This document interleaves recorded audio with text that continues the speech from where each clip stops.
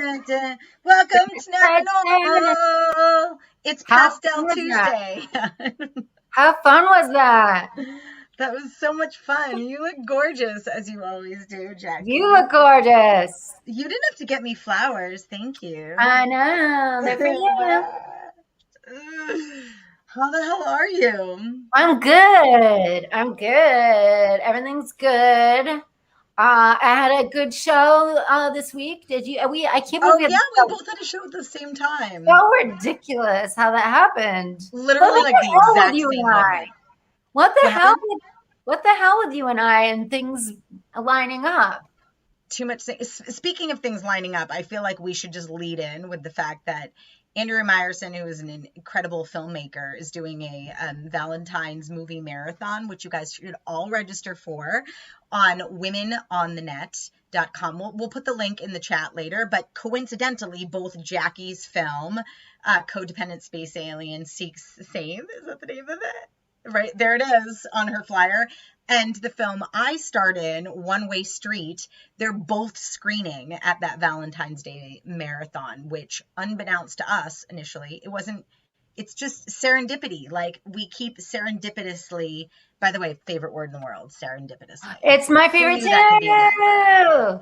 We keep appearing in each other's lives, in each other's space. And so, yeah, if you guys are interested, you should come to, especially if you're a woman on the net, Valentine's virtual screening. We'll put that in the chat. Everybody come if you're a woman. Everybody come. Yeah, it's going to be so fun. And the amazing writer director of mine will be there too.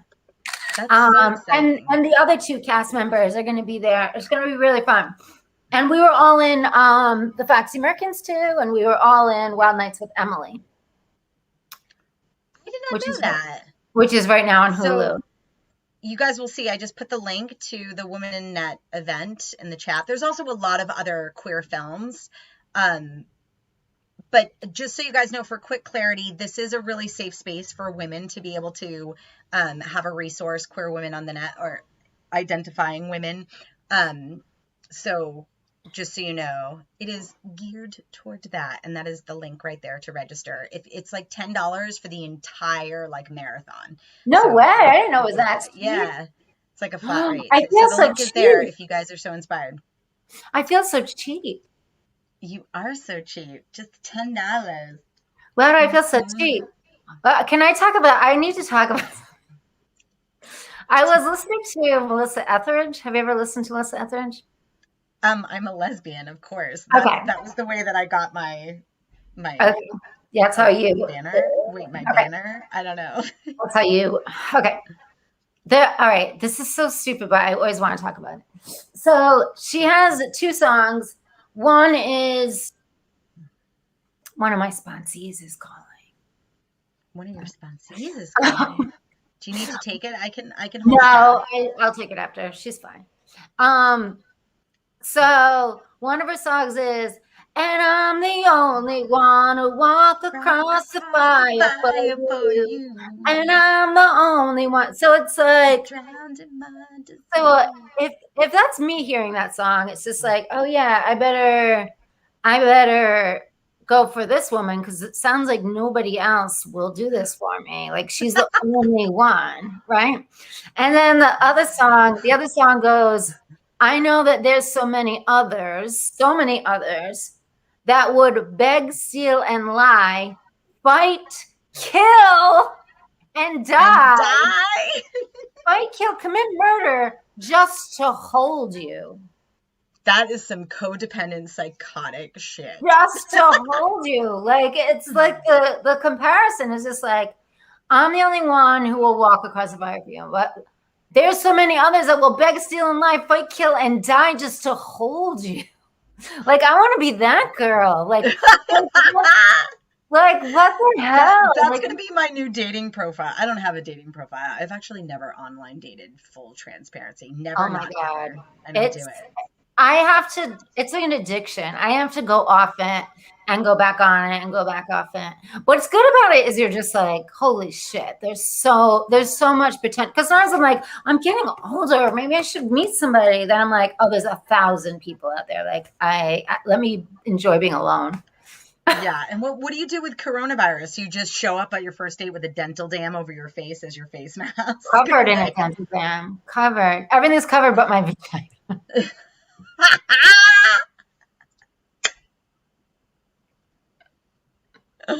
Oh my God. That's good. I'm kidding. Crotchless one-piece dental dam. Crotchless one-piece dental dam. You heard it here live on Facebook.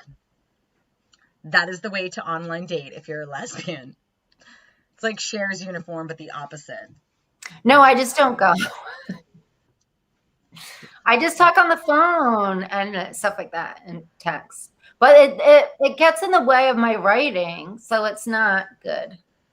Yeah, I just don't do it. Yeah, don't do it. But it's really good to see how many fish are out there. Totally. I think the best thing for me right now is to just sleep with my roommates with no emotional connection. Yeah, lucky. I just figure like I decided that I will start creating emotional boundaries, but fuck it, you can come sleep in my bed because it gets lonely during coronavirus. You know what I'm saying? Yeah. How many nights a week do you sleep together in the same bed? Oh, I don't know. It depends. it depends on how loud the other roommates are, and I'm like, speaking of, so we were talking earlier about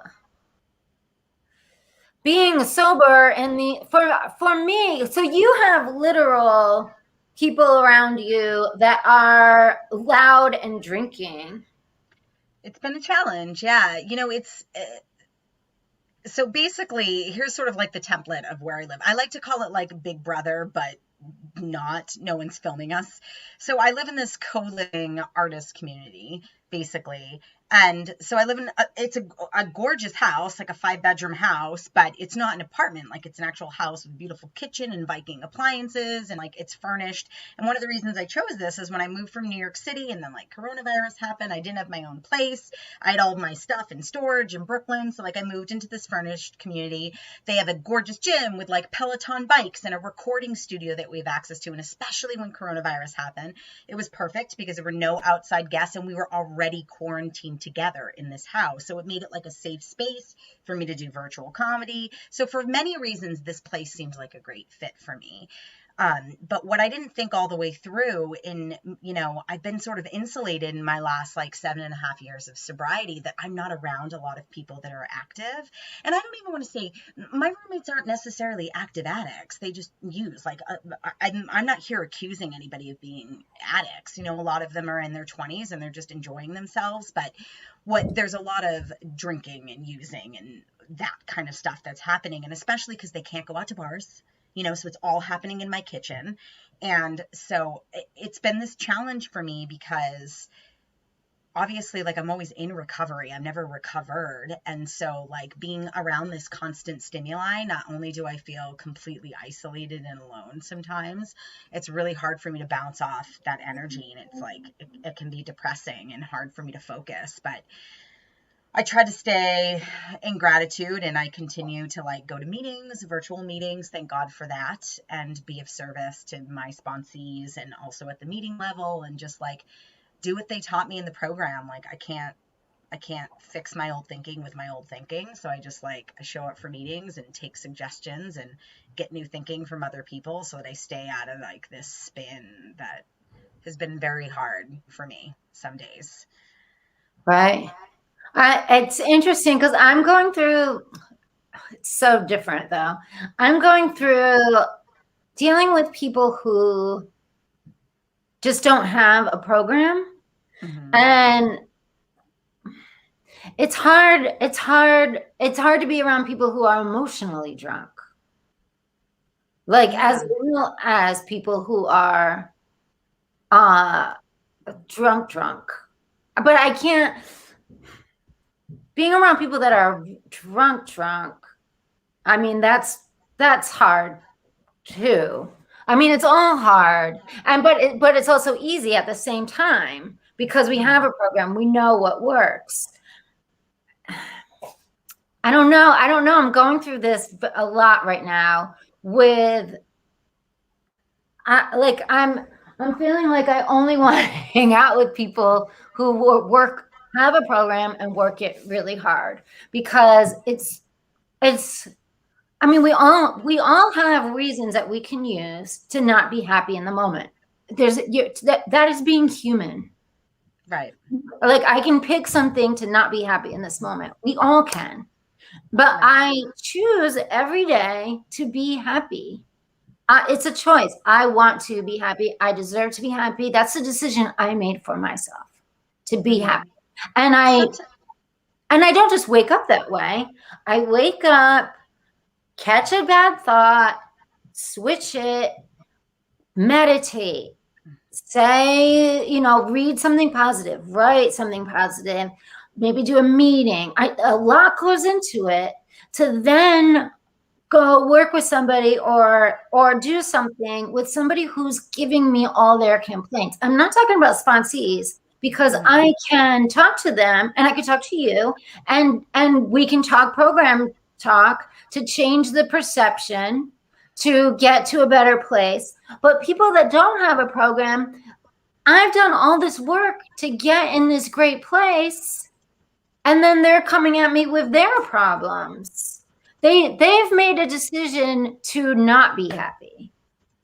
They've made a decision to take something in their life, which doesn't affect them. They're making the decision to take something else and making their lives miserable. And I don't know how to do it. I don't know what to say. Like, sometimes it is very frustrating. First of all, I want to say hi to Jane. Jane, thank you for joining me. Jane is an incredible human being, and we're having a really spirited discussion here about sobriety. For those of you who are just joining us, sobriety and Jackie and I's relationship with that. But hi, Jane. We have the same initials, so I know you're rad. Oh yeah, that's funny. Jane Malknoff and Jackie Monahan. Jane. Okay.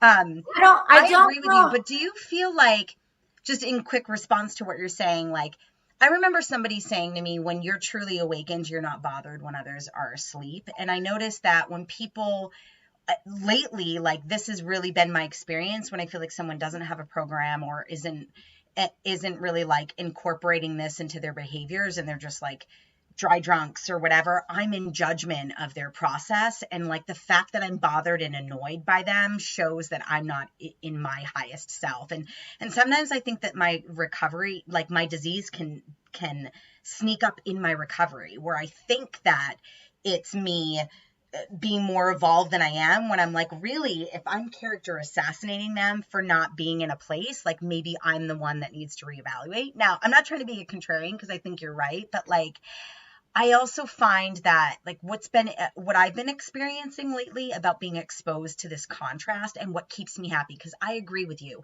It is way easier to be depressed. All of the stimuli in our society, like, this negativity comes at us, that's our default, right? Like, it is so much easier to lean into what we already know, that's already there. So to be able to, like, not put our attention on that negative thought requires so much more spiritual work and vigilance. I feel like I'm in the gym all the time in order to find my happiness. But yes, we choose it. And I think sometimes there's the illusion of the opposite, that if you're happy, you're just like floating with like butterflies and like nothing bothers you. And sometimes the happiest person has the most shit happening in their lives. And we're choosing we've experienced so much contrast that we're able to choose the joy. You know what I mean? Gift of desperation, like the desperation I just want to be happy.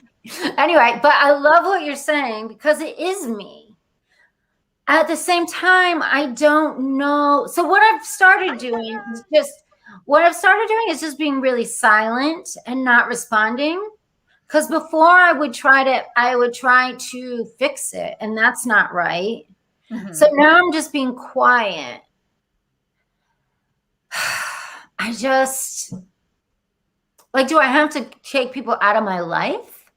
I think sometimes I can only share my experience, but sometimes for windows, yes, like I'm experiencing a lot of like contrast with a particular person that lives in my community. And I mean, if I've learned anything in my recovery, it's never 100% one person's fault.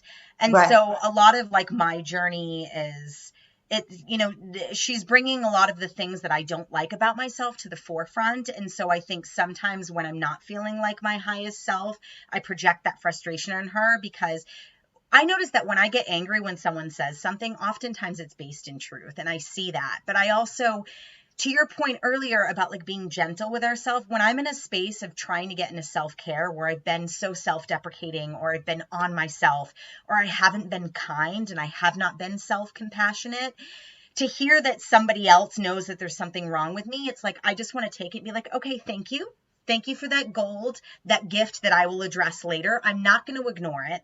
But right now, I don't have the spiritual capacity to take it on. And I feel like this person wants to stuff that down my throat and be like, this lesson needs to be learned right now. And I'm like, so I think sometimes there's a discernment where you can decide, like, right now, I can't rendezvous with this person just for right Yeah. now. And I could circle back, and it doesn't make her wrong and it doesn't make me wrong, and it doesn't, for whatever reason, she's where she's at. But I'm getting glaring signs that I'm not able to be my best self. And one of the things that I try to live by is I spend my energy with the people who bring out my magic, not my madness. And Right.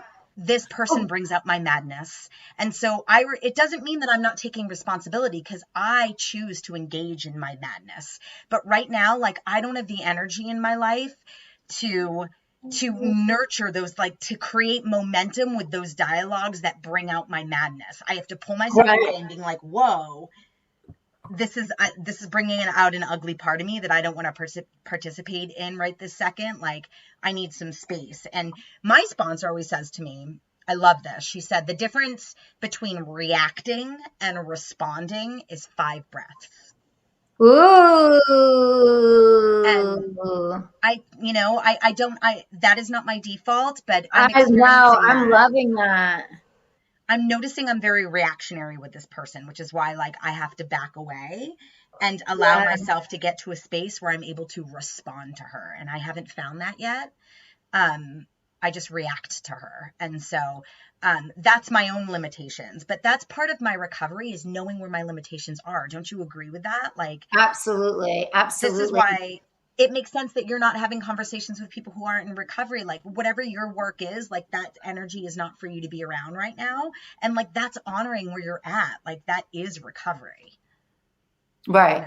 Well, and the 5 breaths is perfect to just be like, when they make a comment that is not, that I'm still with them in their presence, but I don't want to react, I could just do the 5 breaths and then respond. Because so Totally. one of, in life, this is going to happen all the time, right? Can we create a life for ourselves where we're only around people that bring out our magic? I would love that. Right. Like, I But think you also and I finding bring the out value in the people that magic. bring out the madness, right? Right. Or, is that what you're saying? Sorry. We learn more from the madness, though. I But think it, so.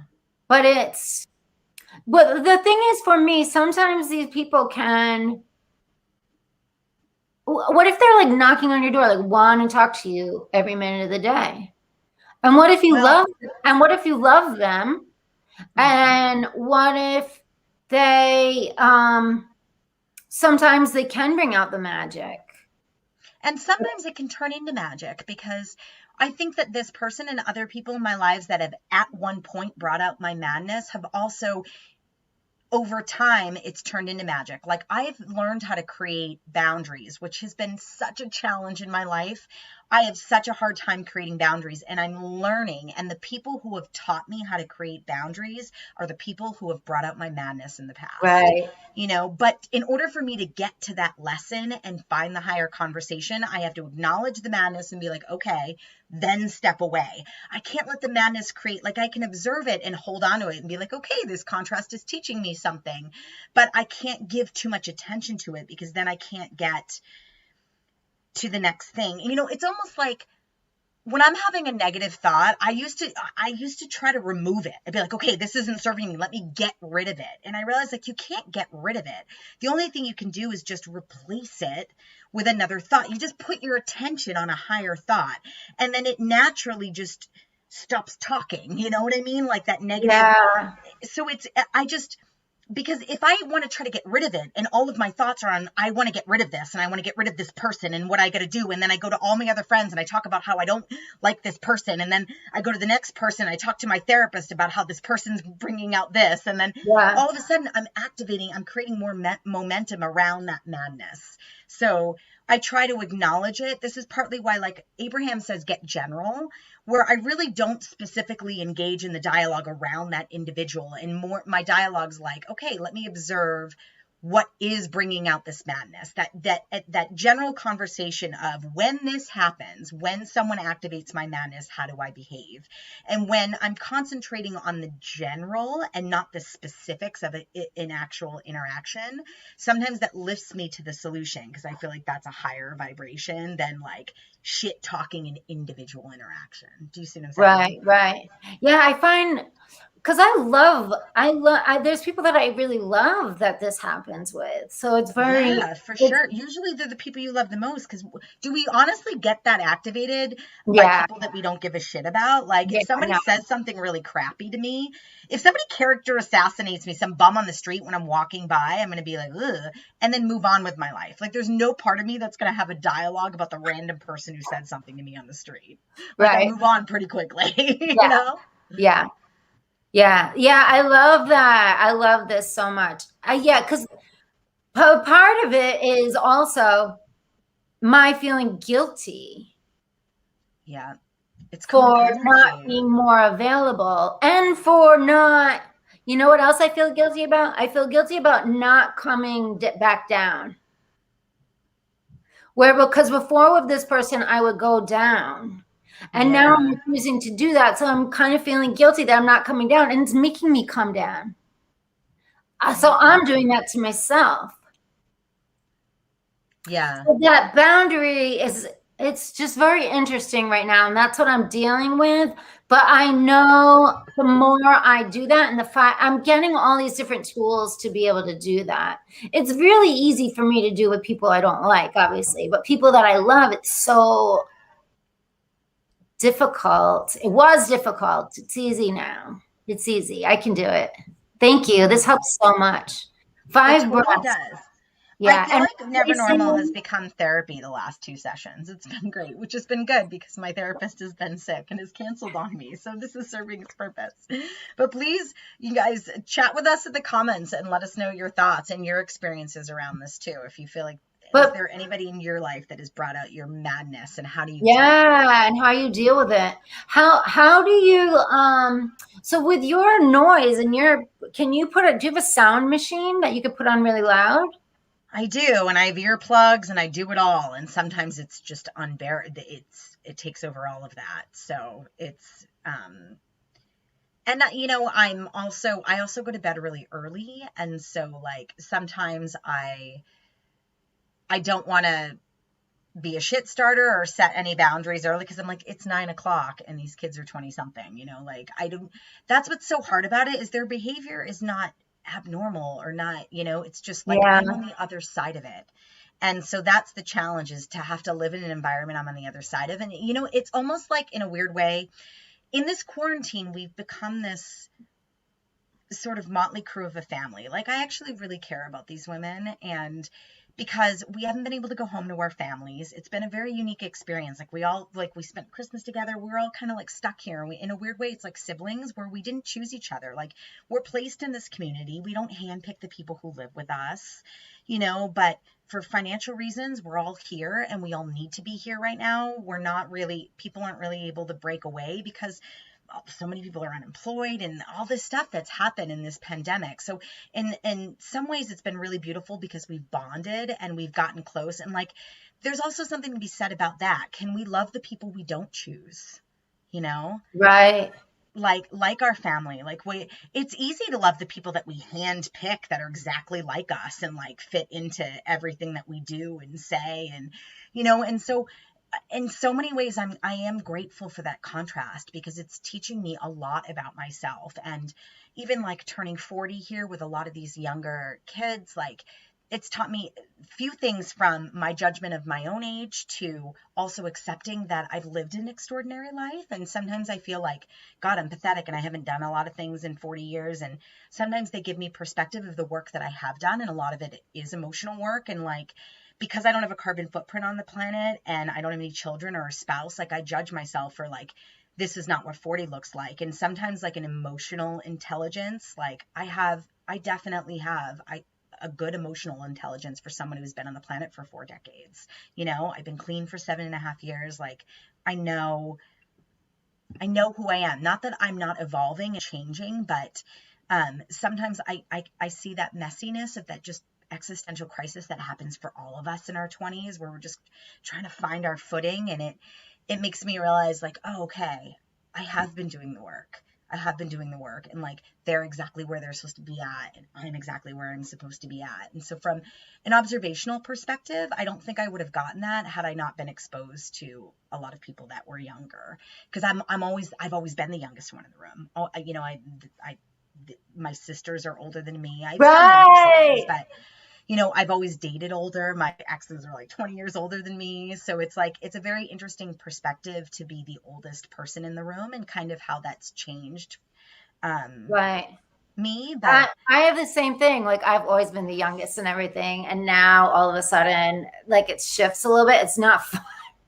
I know, like there's something, and it's almost like impossible for it not to, because like now that we're in our 40s, it's like even dating, like I'm probably not going to date somebody who's 20 years older than me anymore because they're in their No way.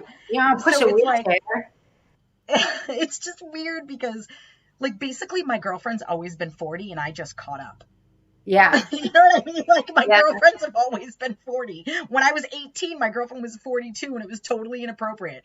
And now if I did a 42-year-old, they're my fucking peer. And I'm like, what happened? My girlfriend's just stayed the same age. Can you imagine if you dated somebody 18? I couldn't do it. I know. Now I look back in retrospect and think like these women were fucking sick. What were they doing dating me at 20? I can't believe it. Wow. So weird. I could date a 30-year-old, I think. It just depends on the person. I think so, yeah. There are always exceptions to the rule. There's no. But 18? No way.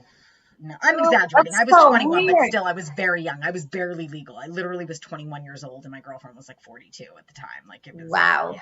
Yeah, Whoa. You got complimented on your show. Awesome job on your Friday show. They're asking people, wait, is Taylor Briggs and Tay Briggs the same person? Yes. Okay. Hi, Tay. Thanks, Tay. Taylor, can I just say that you're 2 people, so it looks like I have 2 fans instead of 1? That's really Tay, cool. We love you. Why do you have 2 names, Taylor? Do tell us. I had a really fun time at their show. I think I told you about this show where it was supposed to be December 5th, and then it got trolled, and they brought me back on February 5th, and it was a success. But that's why I was like, I couldn't come to your show because I'm like, of course they rescheduled on the night that you have a show, and I don't like to be that person that doesn't support other people, but I'm like, I can't say no when I created a shit show in December. Like whatever date they give me, I have to say yes to. That's great. How was your show at Flappers? Enough about me. It was so fun. It was super fun. Yeah, I had a blast. God. It was fun. Yeah. It's so crazy that we were at the same time. My name is Taylor, but my nickname is Tay. Got it. Hey, Tay. Hey, Well, my name is Jacqueline, but my nickname is Jack. E. my name is Renee, and my nickname is Renasty. No, I don't know. I don't Nay, have a nay, nickname. nay, nay. Nay, nay. My family calls me Nazy. Isn't that interesting? Nazy! Nazy. And you know what's really funny about that? I've never announced that to like friends or Why would spouses before you? they meet. Why would It's you? But no one calls me Renee. So it is sort of weird. Like at my nieces, my nephews, like everybody's like Nazy, Nazy, Nazy. And so it's weird when someone like comes and meets my family and they're like, why is everybody calling you Nazy? And it really came from my baby sister who just turned 32. When she was really little, she could only say Nene. She couldn't say Renee when she was just a baby. And then I had like a really bad deviated septum. And so like I was really nasally and it became this joke with my stepdad that was like, you're nasally, you're Nazy. And it like kind of Nene became Nazy, and then this was literally like when I was 8 years old, and it just stuck, and it just never died. And so here I am at 40 years old, and everybody calls me Nazy. I don't even think my nieces and nephews know my real name is Renee. It's funny. That's funny. My Yeah. family calls me Miss Primrose. Is that really your middle name? That is your middle name, right? Yeah. That's really cool. Your parents were hippies. They weren't. That's what's so weird. I have a great great uncle who was the prime minister of the UK, and his last name was Primrose, so it was named after him. Oh, I love that. You should like pass that on if you ever I know. I need like to go to go school. there and get my name. I'm supposed to have like a I forget what it's called. My title. I should have a title. Yeah, That would you really should do it. help I Never feel Normal Yeah, and then you should just go by Primrose, if man. I got That a would be title. badass. Yeah. You're knighted almost. How Yeah. badass would that be That's what I if you were need just to do. I knighted? don't know how to go about it. I have to call that and call debtors. I just got my list of things to figure out, like how to combine my debt to pay it off and how to get my title. Like that's That's on my so to-do. funny. That should be the next topic of Never Normal. How to do practical things like filing How do you taxes. get your title? How do you get your title and That's file we're your having nieces and taxes? nephews. I don't have any. I have too many. We're Latina. You have Kids? siblings though, right? No. You have no siblings? How did I not know this? Am I that self-absorbed that I didn't even know that you didn't have any siblings? That is a clip we have to definitely put. Me asking, am I self-absorbed, and you just nodding your head. Oh, I'm unfinished, people. I'm unfinished. I got some work to do. Work to do. We are awake-ish. We're awake-ish. I don't know. All right. You know that there's like people that are awoken, like they know that we're all one. And then there's woke. Like people that are angry at people for I not. think maybe I'm wrong. I'm so willing to be wrong here, but I think when you're like woke, you're processing the fact that you've been just like shocked into becoming aware of something that you like I think in 2016 when Trump became president, like people were woke, like all of a sudden they were like, holy shit, I didn't realize there was so much systemic racism and hatred, and it's like we knew it, but we did, well, it was like subconscious, and all of a sudden it comes to the forefront where you're angry and you're activated, but you're not quite in the solution yet, is what I understand, like when you're woke, you know what I mean? Yeah. And but like when not you're knowing where there's that frustration, you don't know how to get to the other side of it yet, but you're not oblivious anymore. Then when you're awakened, you can hang out with your friend that you love that's complaining and it doesn't bother you. Truth. So I'm not there yet.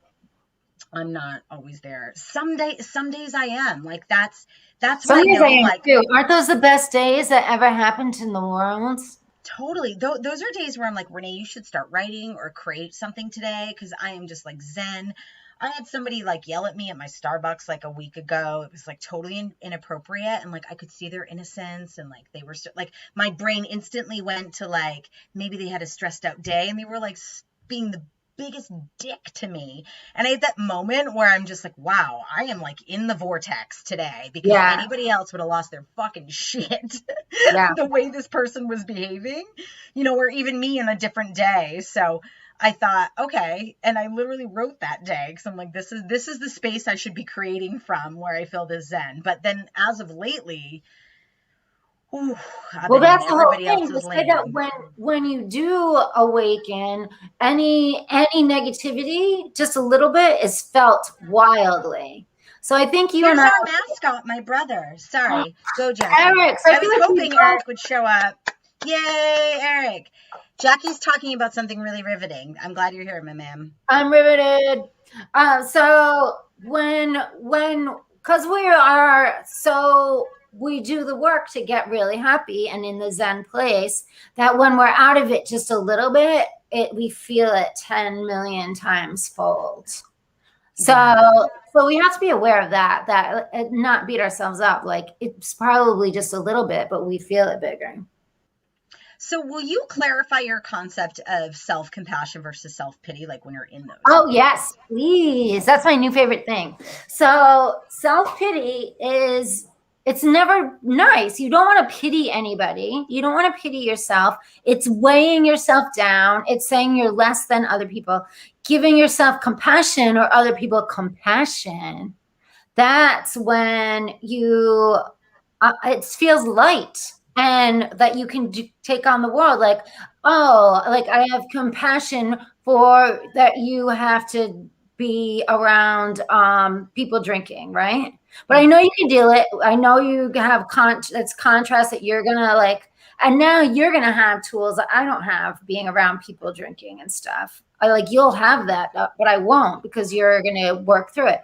But I have compassion for you. But if I pity you, like, Renee has to live, you know what I mean? Like, that's not Yeah. helping And what any. about like, because I feel like in this area, I am sort of getting this right, because even in those moments, like, I don't feel bad for myself, because I can see this contrast. I'm like, it just exactly what you're saying. Like, this is giving me exposure to be able to be in the trenches and to utilize my toolbox of recovery and to reach out to other addicts. And like, I go into that place where I'm like, but this makes sense that you're crying right now. This is overwhelming. Like, it's okay that you're Yeah, overwhelmed. Like, you're a yeah, person that hasn't had drugs and alcohol in your life in like over 7.5 years. And, relapse is a part of my story. I've been in recovery since '09. I had 4 years clean and I relapsed with 4 years and have 7.5 years back. So like, there's that sensitivity I have too, where like when I let my guard down and I wasn't vigilant, like this fucking disease grabbed me, and um so there's that where I'm like, this makes sense. Like, as relapse being a part of your story, it makes sense that this is going to activate you. And it's like,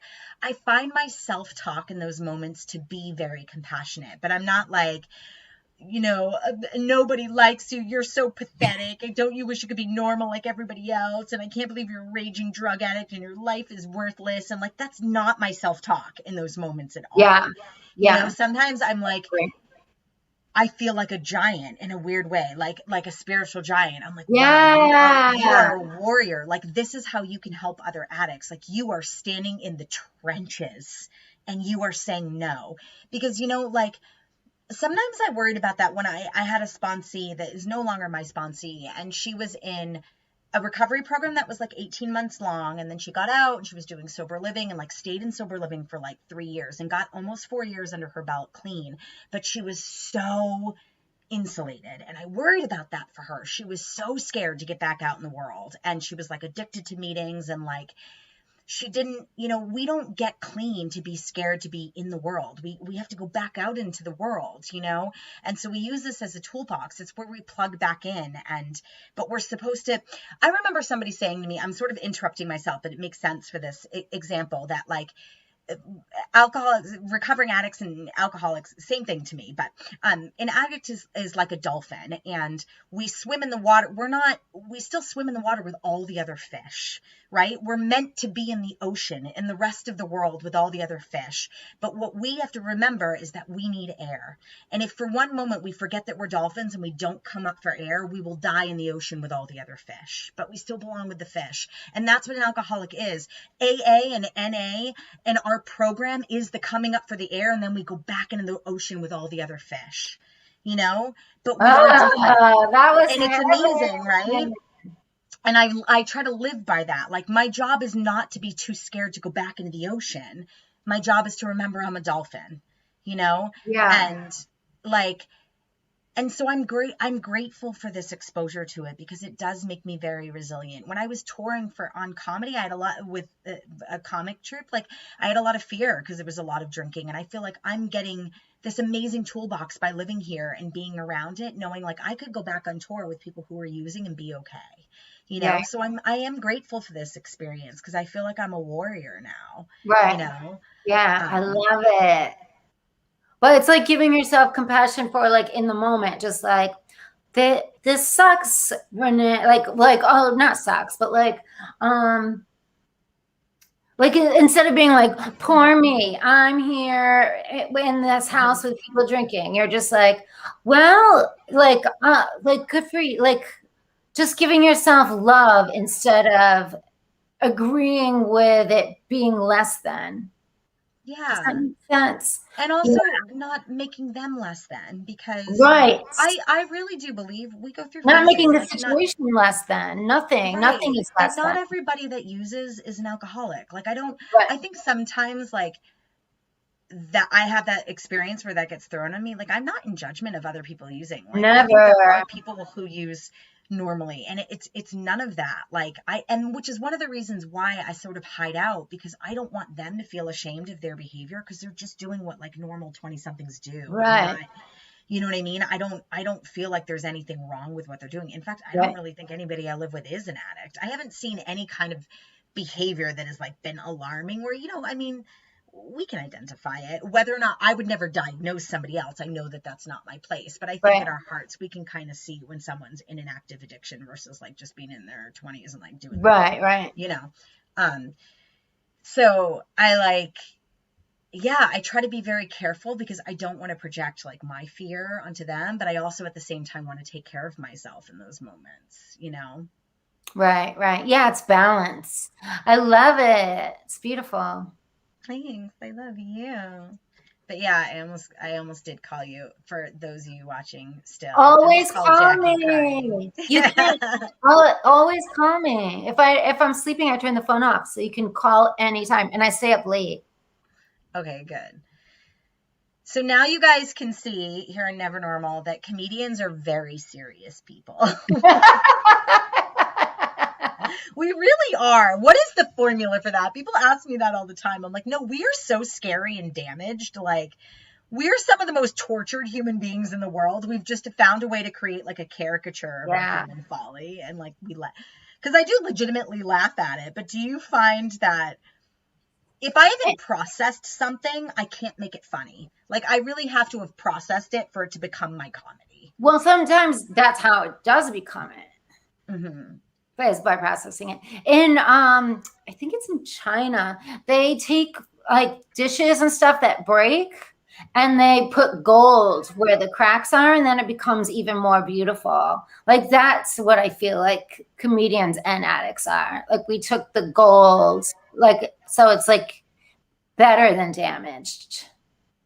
I agree with that. Yeah, I feel like some of my most amazing content has come from some of the most uncomfortable conversations I've had in my lifetime. Yeah. And it's Yeah. always truth telling, even though it is a caricature oftentimes, like it's definitely none of my stories or my experience comes from a place of like, I'm not just telling a story I've observed, I've always lived it for Right. me. Right. Yeah, same. But right now I'm doing a lot of jokes about About documentaries, because but the whole thing is, Chris Rock said it, that ignorance is bliss, and comedians have the opposite of that. Comedians see everything, and they're just like, why is this like this? Why is that like that? Like, I just see way more than normal people. Same with addicts. We just see so much that it's so like I just watched the Night Stalker documentary, and I'm just like making it a joke, because I'm so furious by it. They make him out to be like it's like they make murder stars now. Yeah. And it's not cool. And there's these women that like this guy murdered people, men and women, old and young, and brutally raped young kids, Ugh. men and women, 3-year-old boys, 4-year-old women, 4-year-old girls, and women sent him sexy pictures and they show it. And women were at the courtroom, like loved the killer. Is this guy still alive? No, he actually died of cancer. I wonder why. That's the universe. But he was on death row for 10 years, but he ended up dying of cancer. It's so weird. Well, I do think there's something to be said about sharing the story after the person, because to your point, like that's what they want, is to get famous. Yes. You know? So like if you do it once they've died, then it's just about telling the story, because they no longer get to observe the benefits of people being infected. True, but I'm talking about the people that are watching it. I don't like they give away so much on it. Like if you're going to be a serial killer, change your shoes every time so they don't have the same footprint. Like I know that now because of this. Like I don't think they should show that. Yeah, that's kind of bad.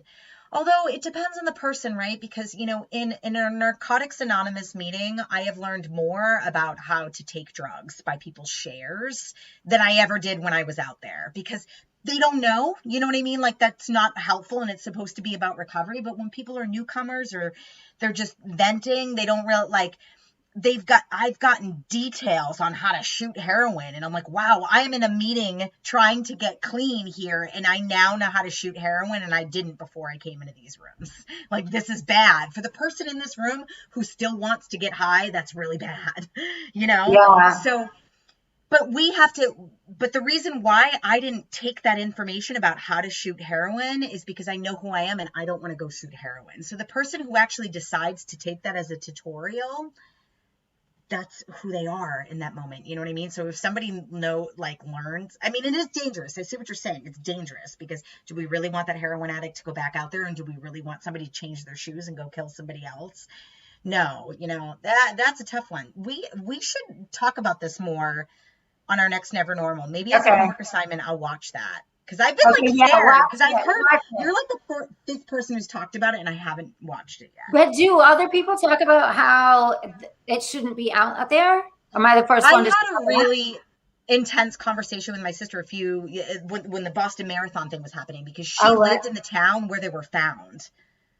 Okay. And so it was really scary when they finally escaped, and, you know, so it was really, and it was this famous story, oh my God, everybody wanted to talk about it. Oh, your sister lives in, you know, whatever. And it was I noticed myself engaging in that conversation, because it was this weird attention seeking where it was so exciting that I knew somebody this is what I want to end.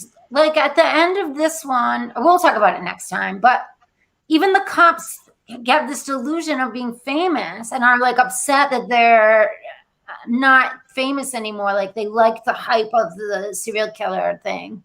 It's I don't know. There's got to be a way to make it healthy. Because this is a great conversation for next time, because maybe what we should talk about next time is this need for human beings to be seen, and ways to do it in which are healthy. And I think this could definitely come up in this conversation, because I think as human beings, that is one of our most visceral needs, is we all want to be seen, but some of us learn how to do it in a healthy way. And it doesn't mean seen on this massively large platform. I'm not just talking about fame, because sometimes if we're deeply seen by our parents, we're okay, you know. Yeah. But when that gap happens and you're not seen when you're young, then do we act out in these other behaviors? I think this is an absolutely great discussion for next week. So that means all of you guys have to join us next Tuesday at 3:00. We're still working on changing our date.